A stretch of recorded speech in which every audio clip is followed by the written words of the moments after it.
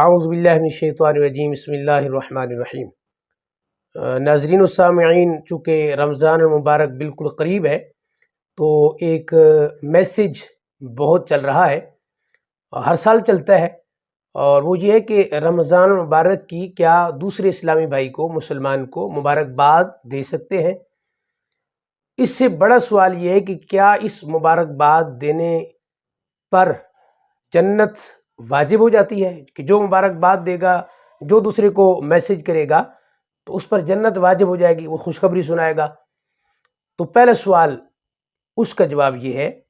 کہ مبارکباد تو دے سکتے ہیں، اس کی اصل حدیث شریف کے اندر موجود ہے، یعنی یہ مسند احمد کی حدیث ہے کہ لما حضر رمضان قال رسول اللہ صلی اللہ تعالی علیہ وسلم قد جاءکم رمضان شہر مبارکن۔ تو یعنی کچھ ملتا جلتا مضمون اس طرح مل جائے گا کہ اور بھی روایات چونکہ موجود ہے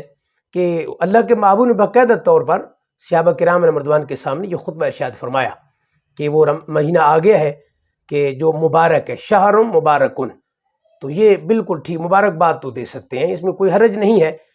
جہاں تک یہ سوال ہے کہ اس مبارکباد دینے والے پر جنت واجب ہو جاتی ہے، تو پہلا سوال تو میرا یہ ہے کہ جنت اتنی آسان ہے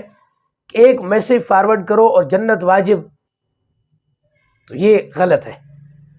دوسری بات یاد رکھیے، یہ من گھڑت ہے، یعنی جو حدیث کا حوالہ دیا جاتا ہے ایسی کوئی حدیث نہیں ہے، موضوع من گھڑت روایات میں اس کا شمار ہوتا ہے۔ دوسرا یاد رکھیں کہ یہ بہت خطرناک بات ہے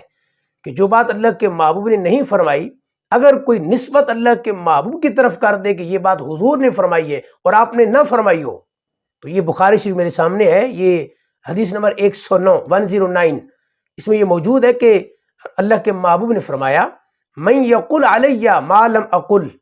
فلیتبوا مقعدہ من النار، کہ جو شخص میرے نام سے وہ بات کرے، وہ بات بیان کرے جو میں نے نہیں کہی،